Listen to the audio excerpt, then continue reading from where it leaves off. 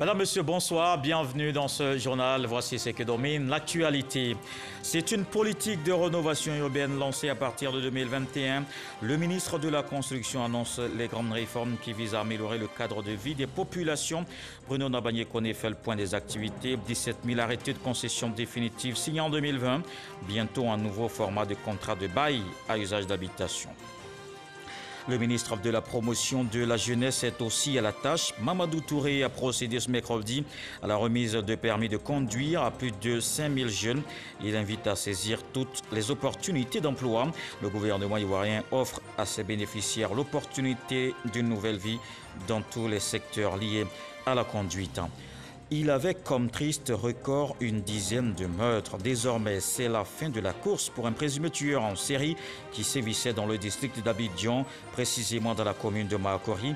Les forces de sécurité l'ont mis aux arrêts. L'individu aurait opéré à maintes reprises au cours du mois d'octobre 2020. Et puis aux États-Unis, les sénateurs ont prêté serment ce mardi en tant que jurés du procès en destitution de Donald Trump qui ouvre dans 2 semaines. Les républicains soutiennent l'ancien locataire de la Maison-Blanche. Les démocrates majoritaires au Sénat, mais la procédure est loin d'être terminée. C'est un traditionnel déjeuner de presse qui se tient en début d'année. Le ministre de la Construction saisit l'occasion de cette rencontre avec les journalistes pour faire le point des activités. Bruno Nabagné-Koné annonce plusieurs réformes telles que le nouveau contrat de bail à usage d'habitation qui protège locataires et bailleurs. On fait le point avec Cheikh Koné. C'est son 2e passage depuis sa nomination à la tête de ce département ministériel. Bruno Nabagné-Koné n'a pas dérogé à la règle. Il a passé en revue toutes les réformes engagées dans les secteurs de la construction, du logement et de l'urbanisme. Nous pouvons mentionner le décret 2019-221 du 13 mars 2019 relatif à l'identifiant unique des parcelles de Côte d'Ivoire qui institue un numéro d'identification unique donc attribué à toute parcelle foncière. Nous pouvons mentionner le renforcement du contrôle des procédures internes du ministère en ce qui concerne la délivrance des actes, en vue de traiter de façon diligente et plus sûre les demandes d'actes du foncier en général et plus particulièrement de l'ACD. Revenant sur ce qui était considéré depuis longtemps comme un casse-tête pour son département ministériel, le conférencier a relevé un bond quantitatif au niveau de la délivrance des arrêtés de concession définitive, ACD. D'importants efforts ont été faits pour traiter le stock de dossiers présents dans nos services. Et cela a conduit à la signature en 2020 de plus de 17 000 ACD contre une moyenne de 5 500 au cours des 5 dernières années. Face aux nombreuses questions des journalistes, Bruno Koné a évoqué, entre autres sujets, le cadastrage de l'espace urbain, la révision des schémas directeurs d'urbanisme de Yamoussoukro et de San Pedro, le projet d'adressage physique des rues et des maisons qui démarrera à partir de 2022 et enfin, la dernière année des réformes, le bail à usage d'habitation. Nous avons pu voir sur le marché foisonner des modèles de contrats de bail à usage d'habitation édités par des structures privées.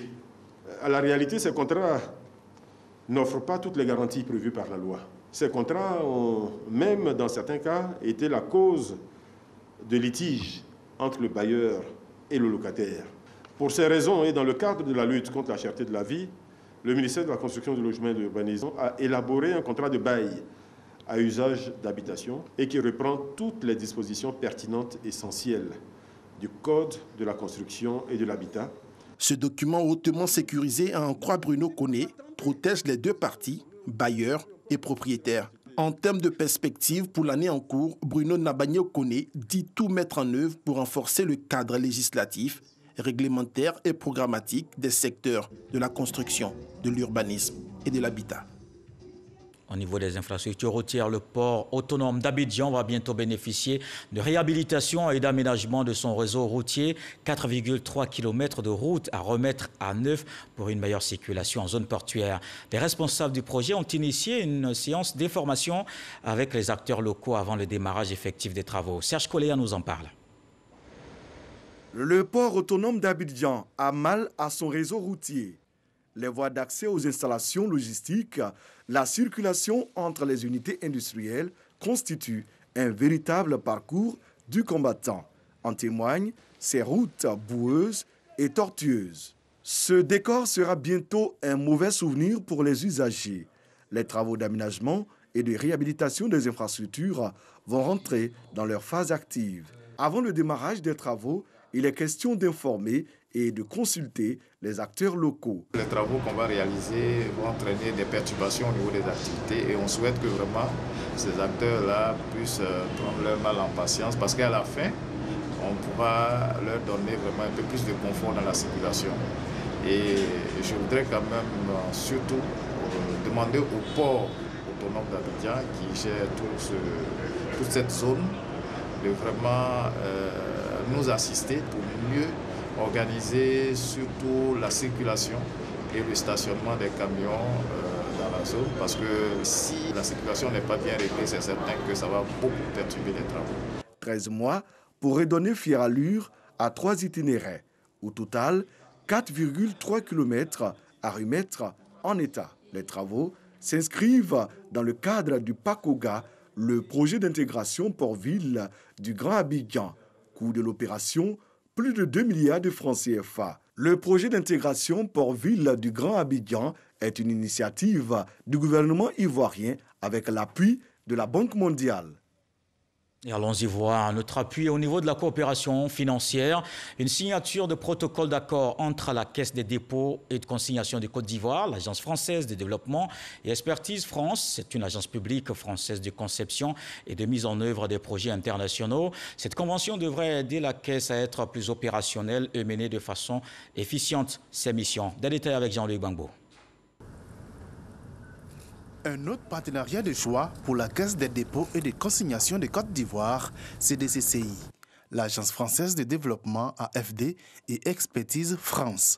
Deux structures qui viennent appuyer l'opérationnalisation de cet établissement chargé d'assurer la gestion sécurisée des fonds publics et privés. Le modèle des caisses des dépôts et consignations, à la jonction de l'État et du secteur privé, permet précisément cette mobilisation massive des ressources intérieures en faveur d'un développement économique plus équilibré.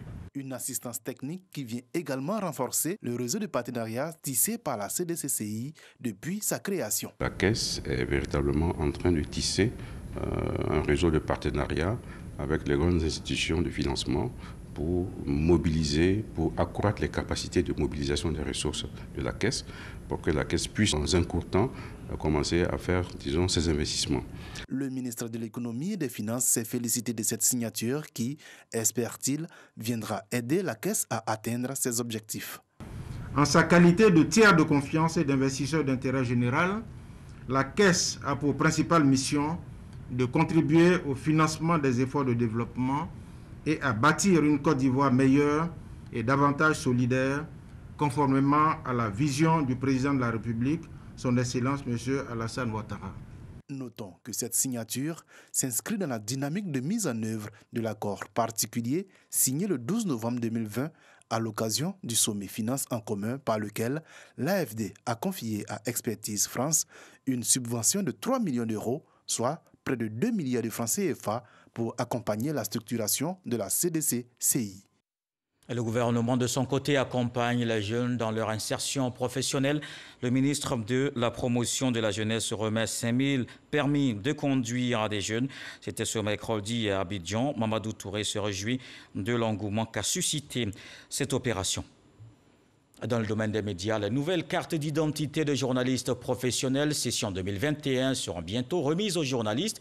Mais avant, la commission d'attribution a remis le rapport au ministre de la Communication. Sidi Tiemoko Touré s'est aussi entretenu avec le nouveau président du groupement des éditeurs de presse de Côte d'Ivoire, Issa Tchounayo.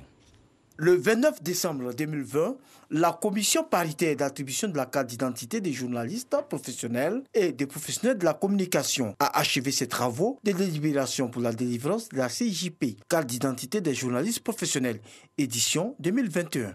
Avant sa remise aux concernés, la commission dirigée par Koulibaly Vamara est venue rendre compte au ministre de la Communication et des Médias.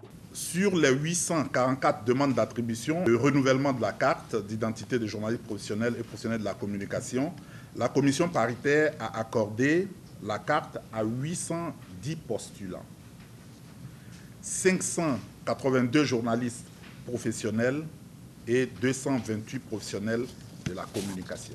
La commission a rejeté 34 demandes de la carte journaliste professionnel et professionnel de la communication. Parmi ces bénéficiaires de la carte, on compte 163 femmes. À ceci, il faut ajouter 30 chargés de communication et attachés de presse en service dans les institutions et ministères. Le ministre Sidi Touré a salué la qualité du travail de la commission paritaire. Nous constatons une qualification beaucoup plus approfondie de cette commission, dans la mesure où de plus en plus d'acteurs du secteur de la communication et des médias marquent un intérêt et voient l'importance de se faire enregistrer et obtenir sa carte CIJP. C'est aujourd'hui un incontournable dans notre environnement.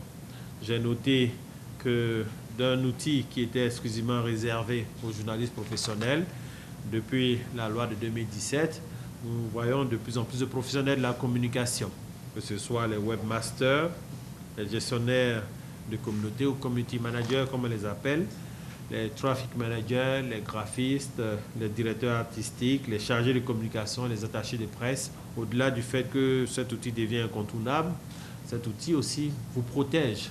Mais avant cette cérémonie, le ministre de la Communication et des Médias a échangé avec le tout nouveau président du GEPSI, groupement des éditeurs de presse de Côte d'Ivoire.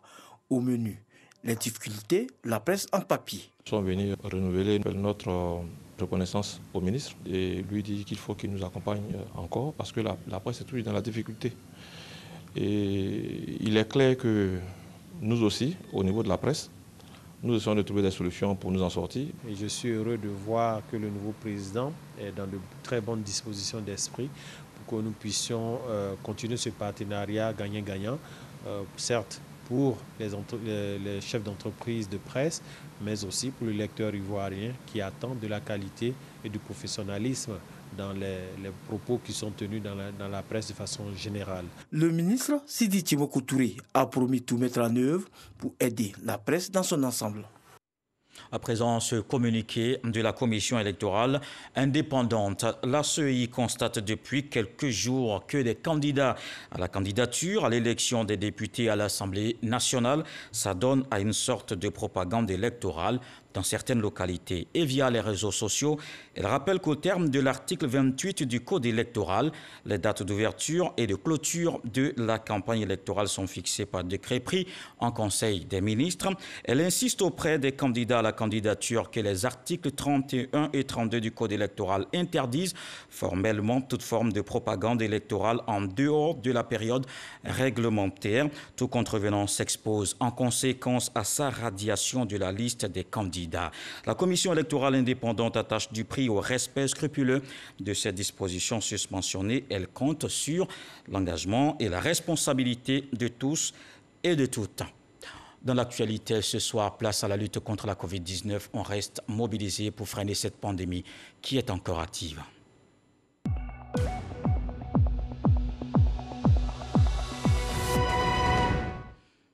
Et dans cette lutte contre la Covid-19, l'Organisation mondiale de la santé salue les efforts du gouvernement ivoirien dans la prise en charge des cas et la mise en place à temps des structures de dépistage.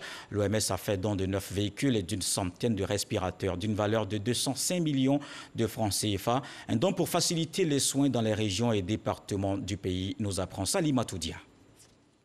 C'est un don de l'Organisation mondiale de la santé qui vient en appui à la riposte décentralisée contre la Covid-19. 9 véhicules de type 4x4 et des équipements de réanimation d'une valeur d'environ 205 617 000 francs CFA. Le fruit d'une coopération avec la Banque mondiale face à la pandémie. En appui aux efforts du gouvernement de la Côte d'Ivoire dans la lutte contre la Covid-19, l'OMS poursuit la mobilisation des ressources auprès des partenaires de la santé. C'est dans cette optique et avec un financement de la Banque mondiale, acquis grâce à votre plaidoyer, Monsieur le ministre, que l'OMS apporte un appui depuis bientôt 3 mois à 100 districts sanitaires dans tous les domaines de la réponse sanitaire à la Covid-19 pour leur permettre de délivrer des interventions efficaces et aussi de bâtir la résilience nécessaire pour faire face aux défis futurs.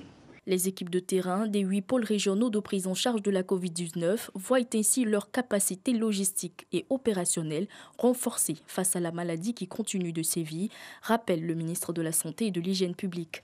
Je voudrais également profiter de cette opportunité pour vous assurer de toute l'abnégation du corps médical qui, parfaitement conscient de la gravité de la situation de la Covid-19, continue de se mobiliser pour offrir des soins de qualité aux patients. L'objectif du gouvernement est d'accélérer au mieux le processus de décroissance de l'épidémie afin de réduire les souffrances humaines.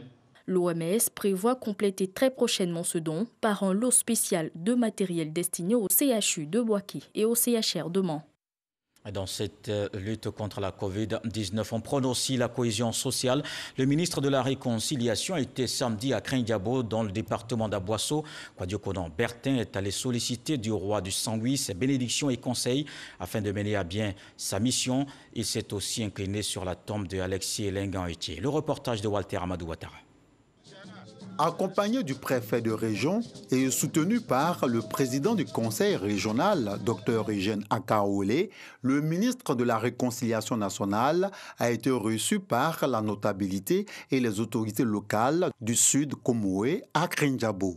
Dans la cour royale, Nana Amondoufou V, par l'entremise de son porte-canne, a exprimé ses sentiments de voir réussir, selon lui, la mission difficile, mais pas impossible, assignée au ministre Kwadio Konan Bertin. L'autorité traditionnelle a également adressé des conseils et fait des bénédictions en faveur du ministre. Le roi du Saint-Louis a rassuré la délégation de son soutien. En retour, Kwadio Konan Bertin, ministre de la Réconciliation nationale, lui a exprimé sa reconnaissance et présenté ses vœux de nouvel an. À quelques pas de là, la résidence de la famille Elengan. Avec beaucoup d'émotion, le ministre s'est incliné sur la tombe de son parrain. Il lui a rendu hommage pour ses généreuses actions à son endroit. Dans la soirée, un meeting a permis au ministre Kwadio Konan Bertin de faire la lumière sur sa participation à l'élection présidentielle du 31 octobre 2020. Le ministre de la Réconciliation nationale a exhorté la jeunesse à se consacrer aux études et au travail tout en tournant le dos au vandalisme suscité par certains hommes politiques. Je vous emmène dans une autre région, dans les Grands Ponts. Les populations de Kosrou, dans le département de Dabou, exhortées à la paix, le ministre Emmanuel Essis sensibilise. Il a rencontré toutes les communautés en conflit dans le village. Une tournée de cohésion sociale qu'on va suivre avec Jean-Marc Djadji. Village de Kosrou, sous-préfecture de Toupa, à 35 km de Dabou, région des Grands Ponts. Ici, le ministre Emmanuel Essis, fils du département, rencontre les autochtones adjoukrous de la localité. Objectif, apaiser les esprits des habitants au vu des conflits communautaires qui ont émaillé le village, à la suite du décès d'un jeune adolescent de 19 ans, disparu et retrouvé le 10 janvier dernier. Les populations de Kosrou s'engagent à adhérer au principe du vivre ensemble. Nous ne pouvons pas apprécier la réaction que la jeunesse de ce village a eue face à cette situation. Mais je crois qu'avec les conseils du ministre, on a pu maîtriser la jeunesse. On s'est entendu. Jusque-là, c'est encore la jeunesse qui veille sur les biens de tous. Le ministre a exhorté les 170 nouveaux patriarches de la génération des Obodjoulou au pouvoir à être les relais de la promotion de la cohésion sociale et du développement à Kosrou. Nous nous battons pour que la paix revienne. Nous ne pouvons pas vivre sans les autres ne peuvent pas vivre sans nous. Nous prêchons le vivre ensemble. Et le message que je leur ai passé, c'est un message de cohésion, de paix. Que pour qu'on passe le développement, il faut qu'on ait la paix. Il faut qu'on taise nos querelles intestines et qu'on regarde le programme du gouvernement, de sorte à tirer le maximum profit de ce programme pour le bonheur des concitoyens. Le fils de la région, Emmanuel Essis, a apporté son soutien et la compassion du gouvernement à la famille de la victime. Une tournée de sensibilisation pour la paix est prévue dans les villages du département de Dabou pour le bon déroulement des élections législatives du 6 mars prochain. Je m'en vais vous parler de ce triste record. Il se serait rendu coupable d'une dizaine de meurtres. La course est désormais achevée pour un présumé tueur en série. Il sévissait dans le district d'Abidjan, précisément dans la commune de Makori. Coup de filet réalisé par les éléments de la direction de la police criminelle et ceux des équipes d'intervention de la brigade de recherche et d'intervention. L'individu aurait opéré à maintes reprises au cours du mois d'octobre 2020. Abou Sanogo. Fin de série pour le présumé tueur en série. Il sévissait dans la commune de Makori, où des cas de mort violentes et suspectes ont été enregistrés, et ce, depuis le mois d'octobre 2020. Son mode opératoire consistait à fracasser le crâne de ses victimes à l'aide de briques ou de grosses pierres pendant qu'elles étaient endormies. Et ses cibles étaient des indigents qui squattaient les dessous de ponts, les grands carrefours et autres lieux en plein air pour passer la nuit. Il sévissait entre 2h et 3h du matin.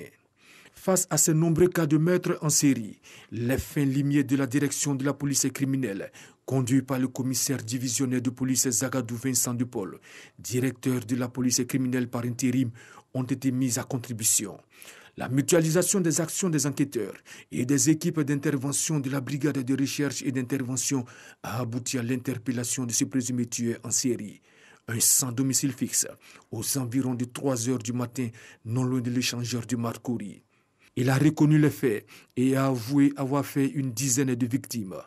Il sera conduit devant le tribunal de première instance d'Abidjan, Plateau. Une page noire dans ce journal. L'ambassadeur Guy Alain Gauze n'est plus. Il est décédé dans la nuit de mardi à mercredi à Abidjan à l'âge de 68 ans.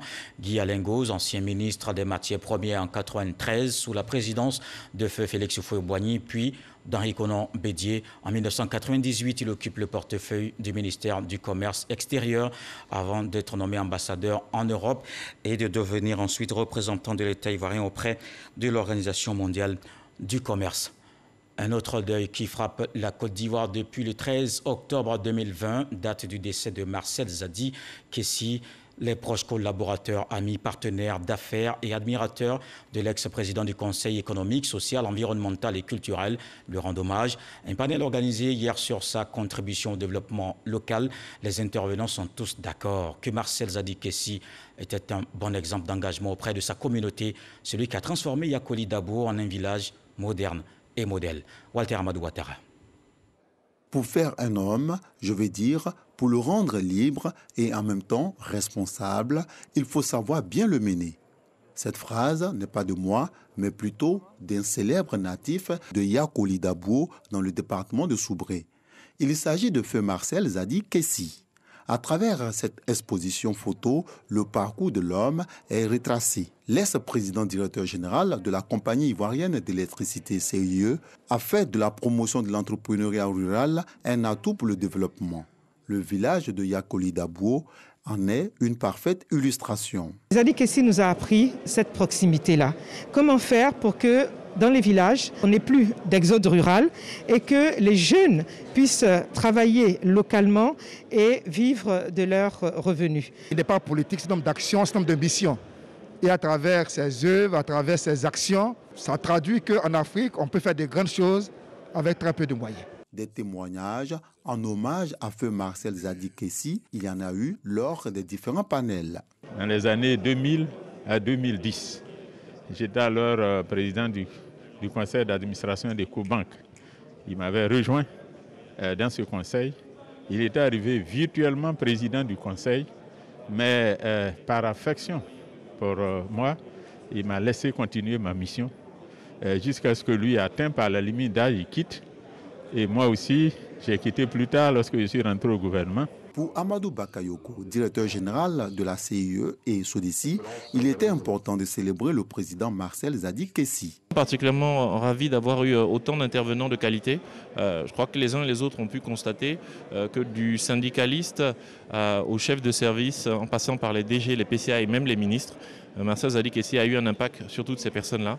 Et il a pu être un exemple pour eux, il a pu faire des choses pour eux et je crois que c'était un de nos objectifs, vraiment que cet héritage intellectuel, tout ce qu'il a fait soit connu. À 84 ans, Marcel Zadi Kessi a quitté le monde des vivants le 13 octobre 2020 à Abidjan. De mai 2011 à juin 2016, Marcel Zadikessi a occupé le poste de président du Conseil économique et social de Côte d'Ivoire. Il est auteur de plusieurs œuvres. Au-delà des divergences idéologiques, il avait un sens élevé de l'amitié vraie et mettait en priorité la Côte d'Ivoire. Et la Côte d'Ivoire qui pleure l'un de ses fils est aussi aux côtés du Ghana. L'ancien chef d'État ghanéen Jerry John Rawlings, inhumé aujourd'hui à Accra dans la capitale. Il a reçu tous les honneurs militaires lors des funérailles. Une cérémonie qui a vu la participation de plusieurs chefs d'État et de gouvernement. Adama Toungara, le médiateur de la République, à la tête d'une délégation, a représenté le président Alassane Ouattara. Mamadou Kwasi. Les drapeaux en berne. Le Ghana continue de pleurer son ancien président, John Jerry Rawlings. Avant l'ultime séparation, un hommage national lui est rendu. Une marque d'affection pour celui qui a donné un nouveau visage au Ghana.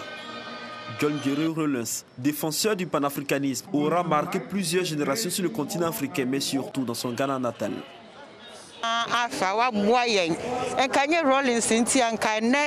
Pour ces obsèques, je suis venu de Koumassi pour exprimer la douleur qui m'anime actuellement.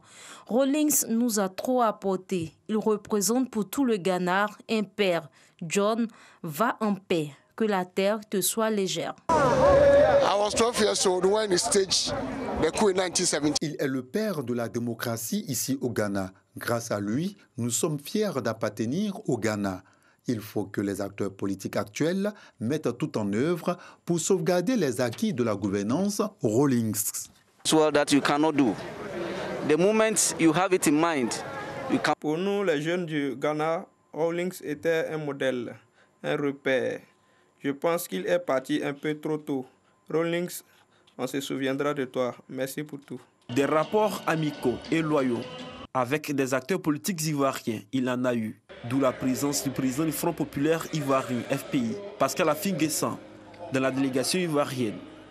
Il se souvient du soutien du président NDC à son parti politique.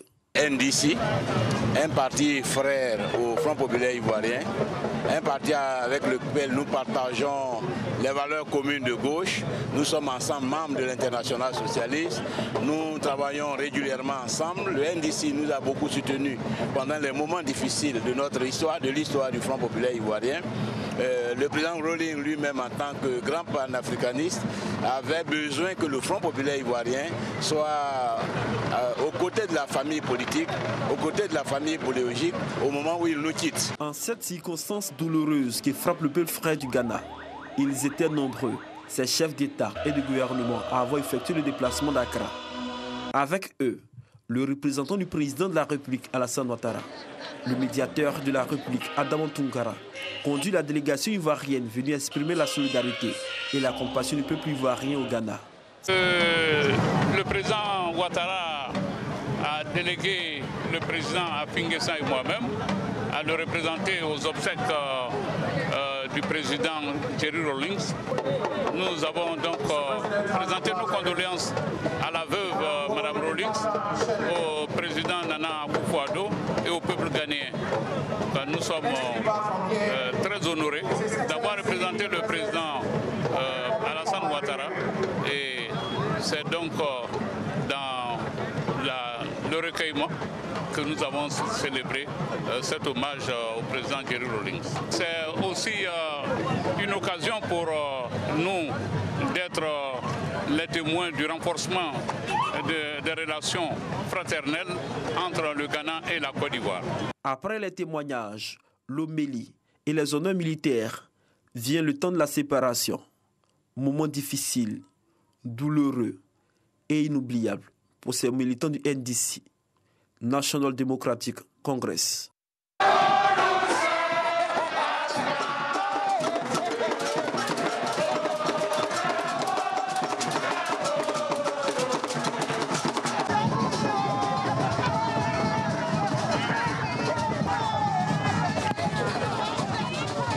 Décédé le 12 novembre dernier de la Covid-19, la dépouille de John Jerry Rawlings a été remise à sa famille après l'hommage national. Il était inhumé dans la stricte intimité familiale dans la ville d'Accra. Une présence de la délégation ivoirienne au Ghana, signe de bonnes relations entre les deux pays. Bamako et Yamoussoukro aussi renforcent leur coopération. L'ambassadeur de Côte d'Ivoire au Mali, Bakayoko Cheikh Ibrahim, présente ses lettres de créance au président de la transition, Ba Ndao Erigoré. Bakayoko Cheikh Ibrahim représentera désormais la République de la Côte d'Ivoire au Mali. Il est le nouvel ambassadeur de notre pays au Mali. Il aura à défendre les intérêts des Ivoiriens qui vivent dans ce pays et à rehausser l'image de la Côte d'Ivoire en œuvrant au renforcement de la coopération entre ces deux pays. Monsieur le Président de la République, j'ai l'honneur de remettre à votre Excellence, en même temps que les lettres de rappel de mon prédécesseur, celles par lesquelles Son Excellence, M. Alassane Ouattara, président de la République de Côte d'Ivoire, m'accrédite auprès de vous en qualité d'ambassadeur extraordinaire et plénipotentiaire. L'ambassadeur de la Côte d'Ivoire au Mali a présenté sa lettre de créance au président de la transition de la République malienne, Ba Ndao. Après cette cérémonie, Bakayoko Cheikh Ibrahim, ambassadeur de la Côte d'Ivoire au Mali, a eu un tête-à-tête avec le président de la transition du Mali. Dans le reste de l'actualité, aux États-Unis, les sénateurs ont prêté serment ce mardi en tant que jurés dans le procès de destitution de Donald Trump qui ouvre dans 2 semaines. 45 d'entre eux, des républicains, soutiennent Trump. Ils estiment que la procédure n'est pas conforme à la Constitution. Les démocrates ont maintenant la majorité au Sénat. Ce procès aura donc bel et bien lieu. Mais le résultat de ce vote de procédure rend très improbable la condamnation de l'ex-président. Car pour que l'ancien locataire de la Maison-Blanche soit condamné, il faudra que 17 sénateurs républicains votent en faveur de sa culpabilité. Voilà qui met un terme à ce journal. Merci de l'avoir suivi. Retour de l'actualité 23 avec Marine Cognan. Ce soir, le sage dit qu'on ne doit pas tout savoir, car celui qui cherche à trop comprendre s'expose à mourir d'indignation. Dieu le voulant, on se retrouve demain.